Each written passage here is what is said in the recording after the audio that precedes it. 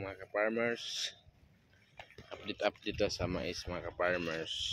Kini 13 weeks na ni or 91 days. Kulang lang ginag mga duhak simana mga ka-farmers. Masanggi na ni.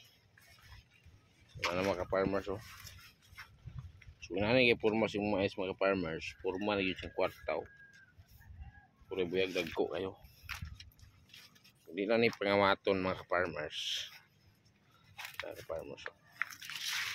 Hindi na yun siya pangawaton. Libre na gini mga konsumo mga farmers. Bagus manok, bagus tao. Pwede pa ni pagaling mga farmers paligya ito sa Taguluan Market.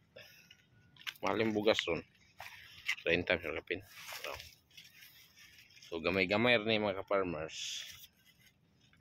Pero masapian na yun eh. Hindi nga area mga farmers. Lagko ni dire. Ito sa unahan na nasalot skanding. Wih, hindi mga kuan ka farmers oh. Mais na panit mo. Tao na panit o sa iyarang pagmuto na pagpanit. So daplin na isa sa dalan mga farmers na raw. Daplin na sa dalan. So gikural-kural ni nanay ka farmers para di makagi ang tao. Ang kanding sangit po siya gito gamay. Kural siya may. So muna yung mga ka-farmers araw. Sumasanggi ni mga ka-farmers mga second week sa January.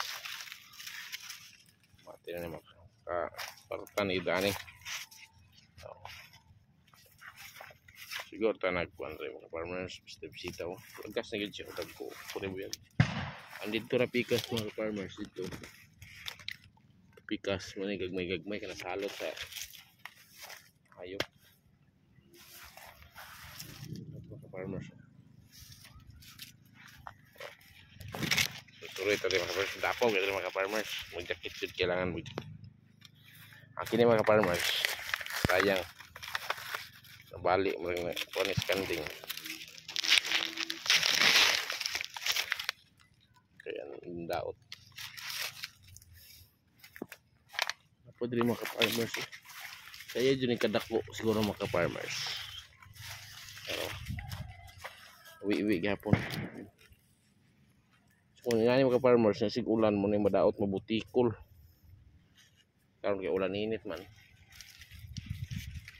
Makakuha lang ng mga unom kasako mga farmers. Batin ni. See you mga farmers. Mga 2 weeks na lang. Sa 13 maron mga ika 14 weeks. Sanggi na yun mga farmers. Kita rin ako magsanggi.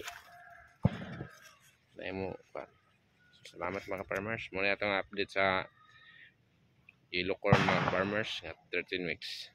Salamat. Bye bye.